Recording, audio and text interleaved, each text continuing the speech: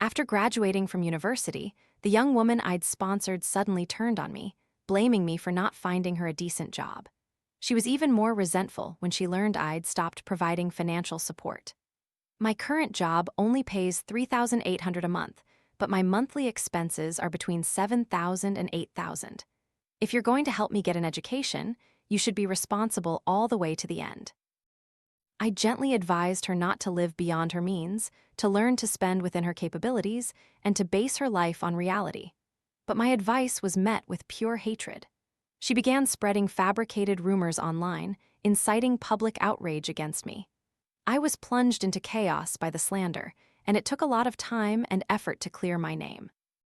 But then she resorted to another tactic, approaching my son, Liam. She became pregnant and brazenly moved into my home, trying to disrupt my family life. Every day, she demanded I change our 3 meals, threatening to harm the baby if I didn't. "Can anyone eat the food you cook? Are you trying to starve me and your grandson to death?"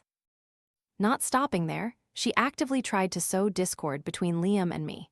Her venomous words and calculating actions filled me with such indignation that I suffered a heart attack and died. Immediately after, when I opened my eyes again, I found myself back at the moment I was reviewing the applications of students in need of sponsorship. This time, as soon as I saw her name on the list, I didn't hesitate to cross it out. I was back on the day I decided which students to sponsor. The teacher in charge entered, list in hand, excitedly introducing each candidate. "Ms. Olivia, these students are all excellent, not only academically outstanding, but also exemplary in their conduct.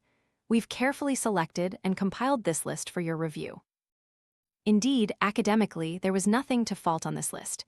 They were all bright stars of their class, their department, some even topping their entire cohort. But what about their character? I merely curved my lips into a cold smile. I couldn't judge the others, but as for Sophia, I could confidently say her character was utterly unacceptable. In my previous life, she was the first person on the list, her name unchanged. Back then, I saw her high scores and seemingly demure demeanor. I proactively contacted her advisor to learn more. The answer I received was an endless stream of praise.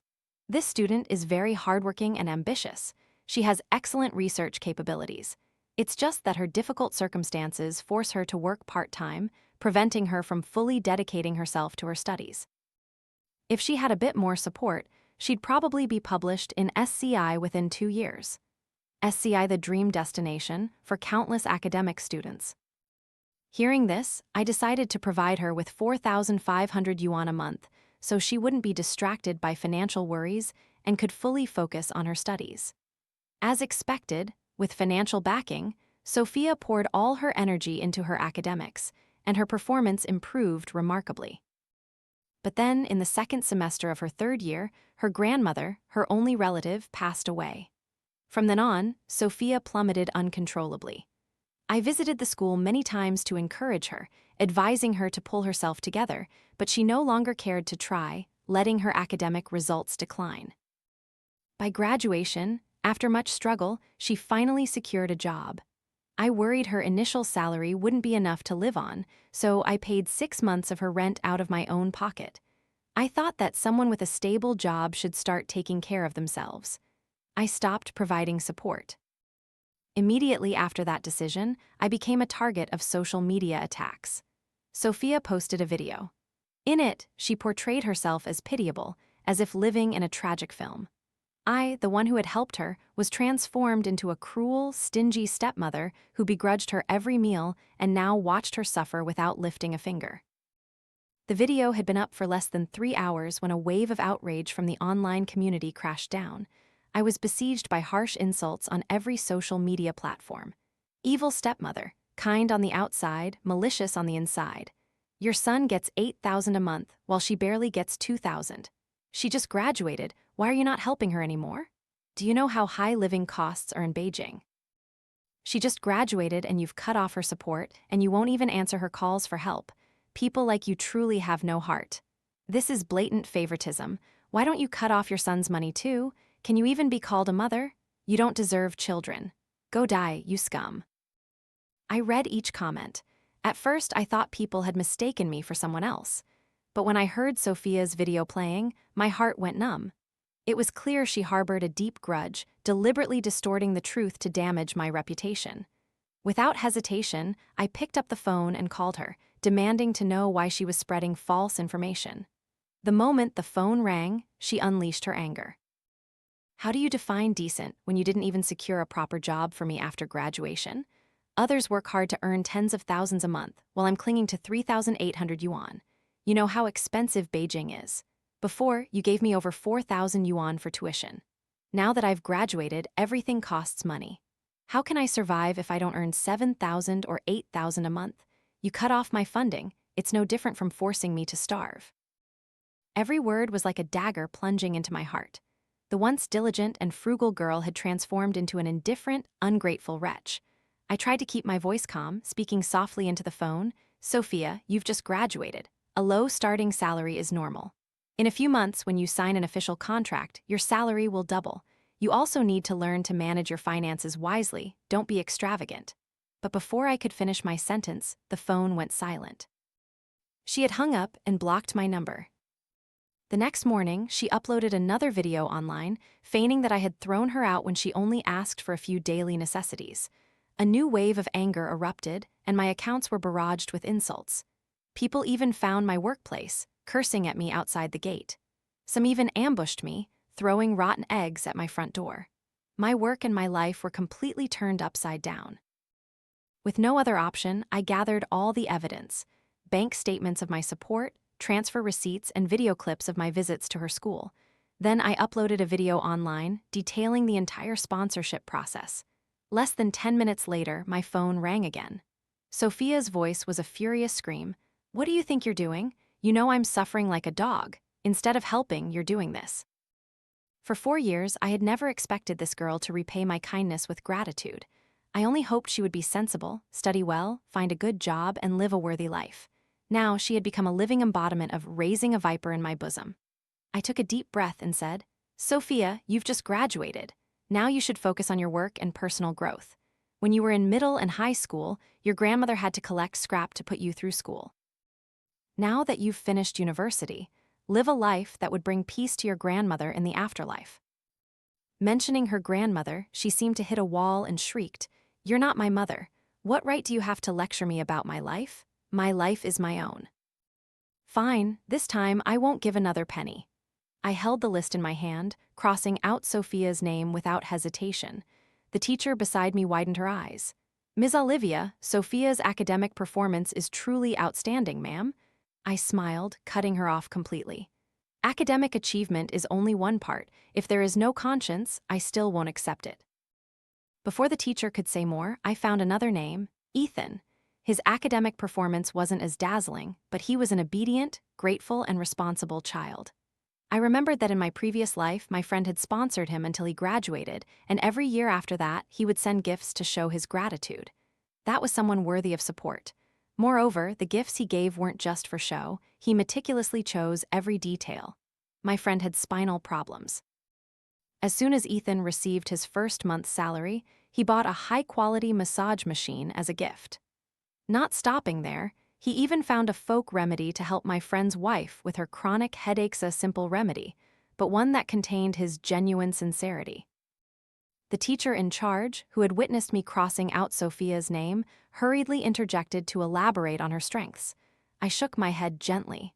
"Just keep Ethan's information for me. I'll transfer his living expenses to his account on time every month." The teacher nodded. "If you've made up your mind, I won't say anything more." As I started the car to leave, I saw a figure rush forward to block my way. It was Sophia. I wasn't surprised. In my previous life, she had always been arrogant, so her appearance wasn't unexpected. I rolled down the window, my voice calm. "Student, you're blocking my car."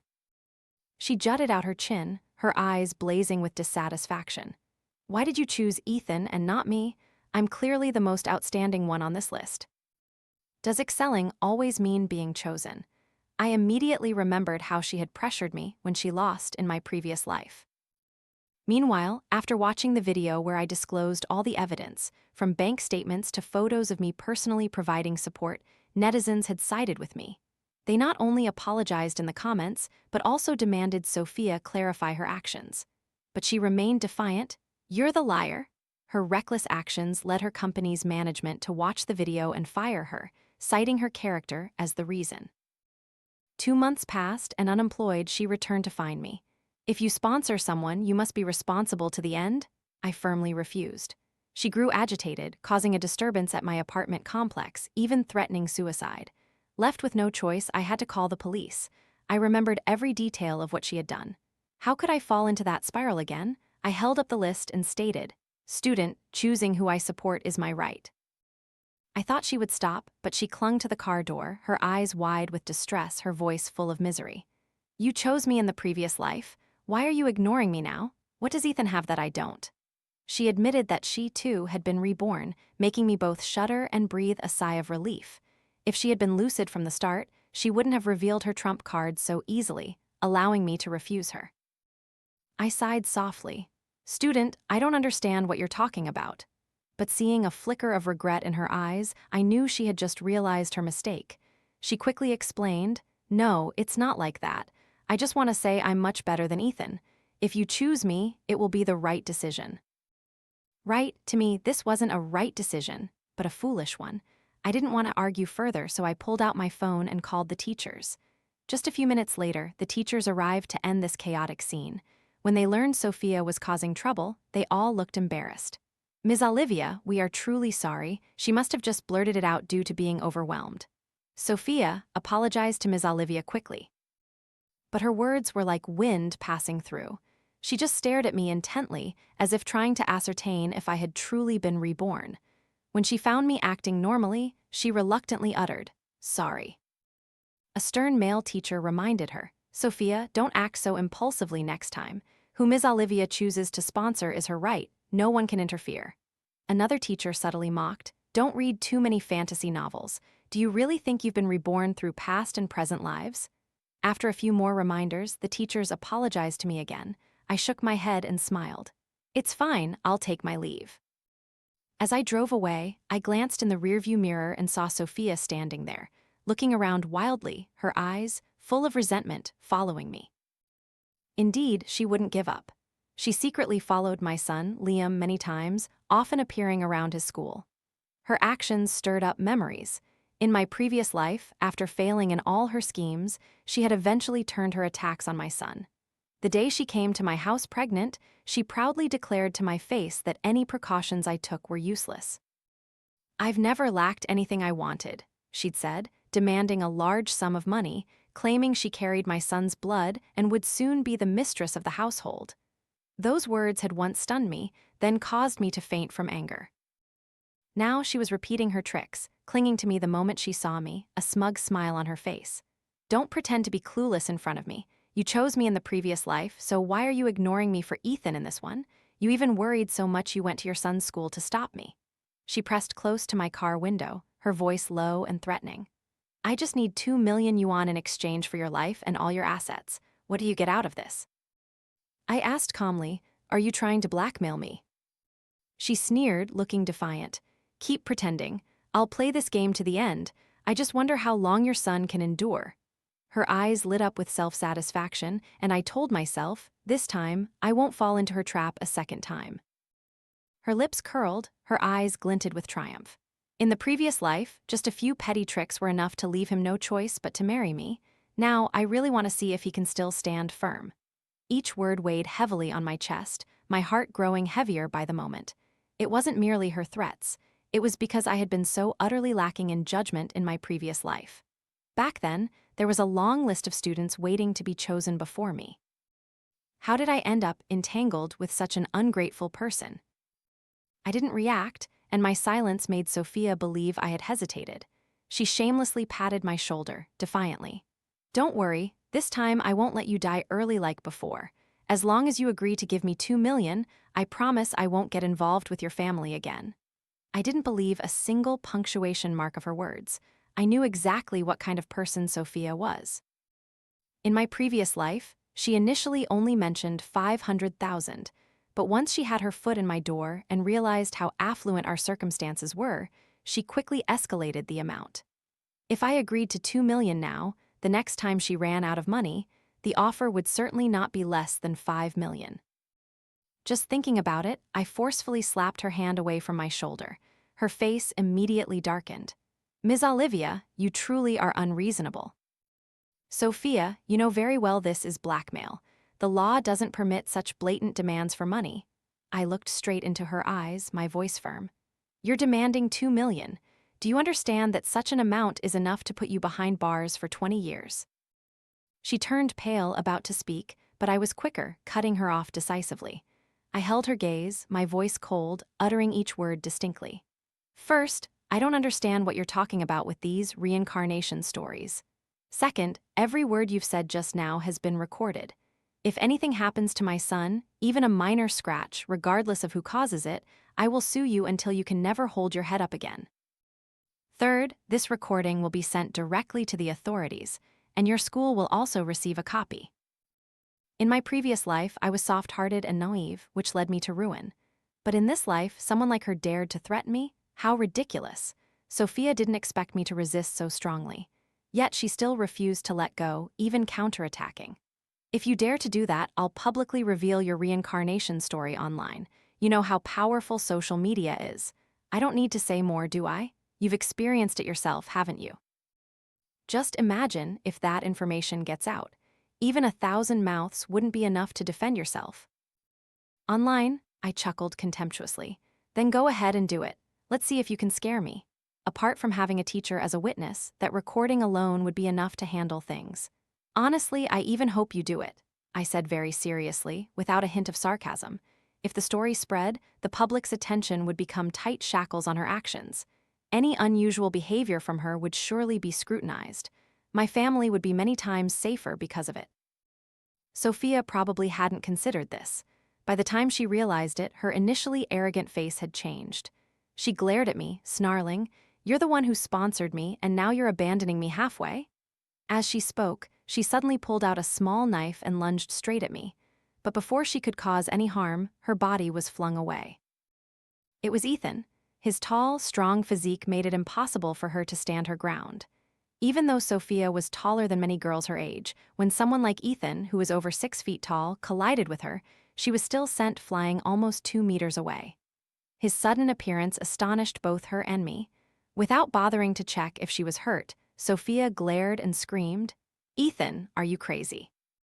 Ethan stood in front of me, his gaze serious, as if ready to face her. "You're the one who's not normal," he stated.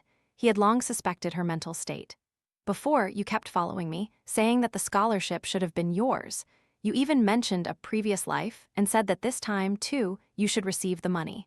I thought maybe the pressure of studying was making you say nonsense, but now I know for sure there's something wrong with your mind. And I'm warning you, don't come near Ms. Olivia again. I've already called the police." Ethan wasn't just bluffing, he had genuinely called the police. When he saw me safe and sound, he finally sighed with relief amidst the blaring sirens and flashing lights of the patrol cars. I turned to ask, "How did you know I was here?" He was usually honest, and just one question made him pour out a long chain of events as if he had kept it bottled up for too long. "Ms. Olivia, I wasn't intentionally following you. Actually, I was following Sophia." His confession stunned me. Among all the things that had happened, this was something I hadn't expected at all. My face must have clearly shown my confusion, because Ethan immediately explained, "Ever since you helped me with my tuition, she kept coming to me. She said that scholarship was originally hers, that I wasn't qualified to receive it, and she demanded I give it up. At first, I just thought she was jealous because she was rejected. But then she claimed that in a previous life, you had sponsored her. She even threatened that if you didn't help her as before, you would pay the price." At this point, Ethan scratched his head, embarrassed, as if he couldn't believe he had just said those things. I felt that her mental state was truly problematic. I was afraid she would cause trouble, so I secretly followed her. I noticed she's been appearing around this area frequently lately, and today she even brought a knife. I couldn't be careless anymore. It was only then that I fully understood how frighteningly twisted Sophia's mind had become. I truly couldn't comprehend it. How could a girl who once studied diligently and always strove to improve, like Sophia, become so extreme just because she lost her grandmother? I expressed my gratitude to Ethan and then drove him back to school. Before getting out of the car, he paused for a moment and said, "Ms. Olivia, you and your family should be more careful. I don't think Sophia will stop." I smiled, nodding reassuringly. "I won't let my guard down, don't worry." Although I took his warning to heart, I couldn't stop wondering. After I died in my previous life, what exactly had she gone through? The Sophia of the previous life was at most an arrogant, annoying, and unreasonable person. Yet now she dared to resort to threats, even attempting to harm someone. If I thought logically, I was no longer around. She had taken my place in my family. She should have lived a prosperous and comfortable life. Why had she become so distorted and unbalanced? Before I could find an answer, Sophia's frail, gaunt, and worn-out grandmother came to my house. "Ms. Olivia, please be generous and forgive Sophia." I was surprised. "What are you talking about?" "Sophia has been temporarily detained for attempted assault. She's been arrested?" The old woman's voice choked midway, tears streaming down her face. She grew more agitated with each word, eventually almost kneeling to beg me. "She's my only grandchild. She worked so hard to get into university. If she has a criminal record, her life will be ruined." "Ms. Olivia, I know she made a mistake, but since you weren't hurt, could you please go to the police station and help sign a letter of non-prosecution? The police said if there's a letter, everything will be much easier." So the old woman believed that I was the one who had put Sophia in trouble. I quickly helped her to her feet. "Grandmother, you've misunderstood.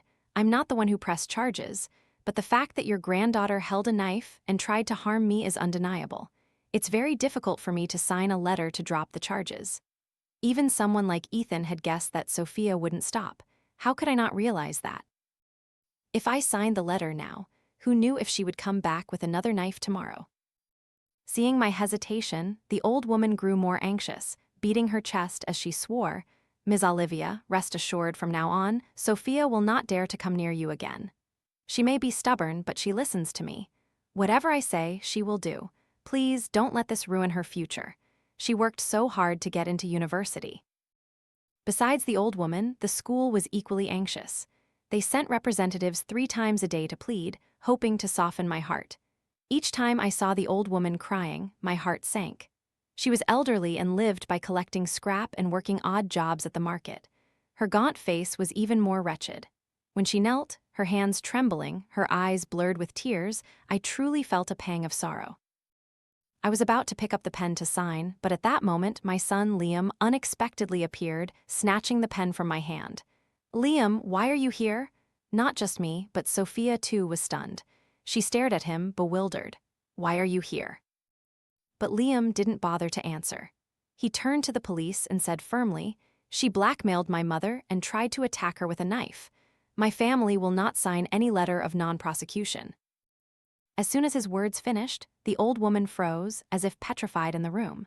After a few seconds, she collected herself and immediately grabbed my son's hand, tears flowing freely.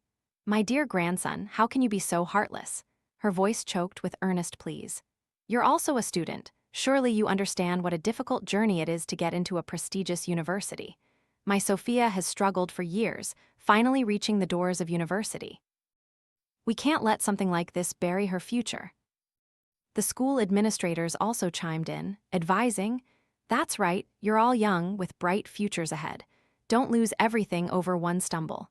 Sophia has admitted her mistake, and she will certainly know to correct herself in the future. We can't just let this one incident." But before their sentence was finished, Liam slammed his hand on the table, the heavy sound echoing. "My mother was lucky to be unharmed this time, thanks to Ethan. But what about next time? Who among you can guarantee my mother will still be safe?" He swept his gaze across everyone, his voice sharp and biting. "What makes you so sure she will truly repent? Look at her eyes right now full of hatred, as if she wants to tear us to shreds. Can someone with that face, that attitude, truly change? Or do you have the courage to sign a clear, black and white commitment with us?" As soon as his words finished, the entire board of directors fell completely silent. No one uttered a word. Even the police officers just sat quietly, no one intervening. Only the old woman, after a moment of stunned silence, burst into tears again. "Grandson, don't do this to me. If there's no letter of non-prosecution, my Sophia will go to jail. You're so young, why are you so cruel?"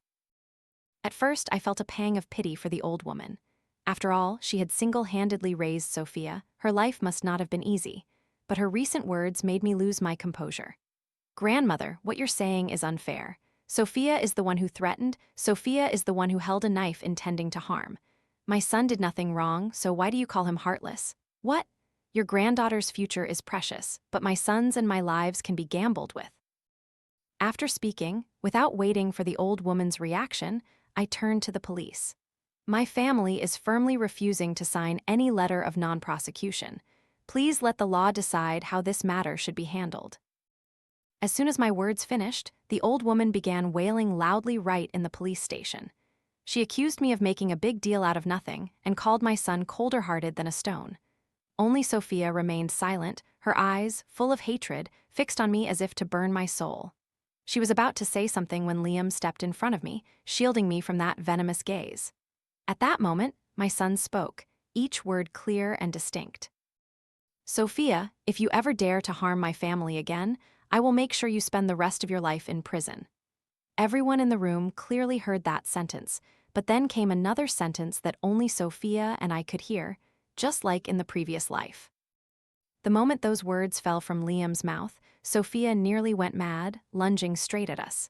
You just wait. Even if I have to go to prison, I will make you all pay. You all deserve to die. For someone surrounded by police to still dare to utter such words, the discussion of signing a letter of non-prosecution was no longer valid. Leaving the station, as soon as we got in the car, I asked my son, who was sitting in the passenger seat, "What did you mean by that, son? Just like in the previous life? Could it be that you, too, were reborn?" Liam looked at me without hiding anything. "Mom, you guessed right, I've also been reborn, so in this life you don't need to fear anything anymore. I won't let her hurt you again." He had truly been reborn once more. I took a deep breath, composed myself, and continued. "What happened in the previous life after I died? How did she become like that?" Liam calmly replied, "It wasn't because of circumstances that she became extreme, her nature was always like that." He recounted that less than 2 months after my death, Sophia began playing all sorts of tricks to force my son's father and him to hand over the house and car to her. When Liam's father refused, she immediately threatened suicide. Not long after, Liam discovered a shocking truth. The baby she was carrying was not his at all. "What?" I held my breath. "Not your child?" Liam nodded. "The baby was the result of a secret relationship between her and a childhood sweetheart. They had started seeing each other when they were in middle school. You must still think she changed her personality after her grandmother died, right?" I nodded, confirming. "Yes.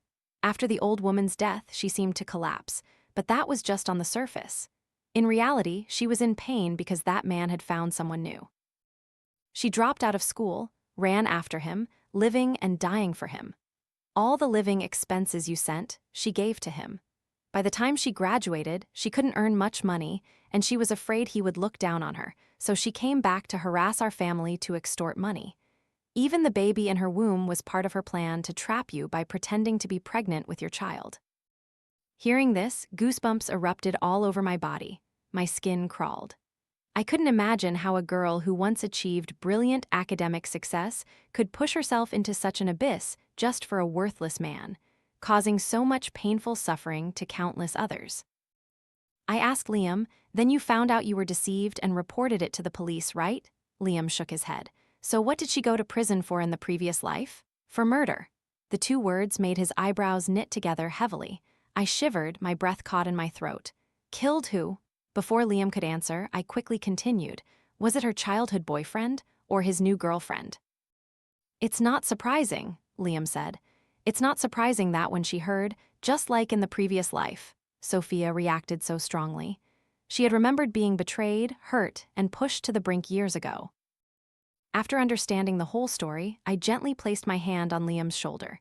"In the previous life, it was because I wasn't sensible enough. I misjudged people and caused you to suffer."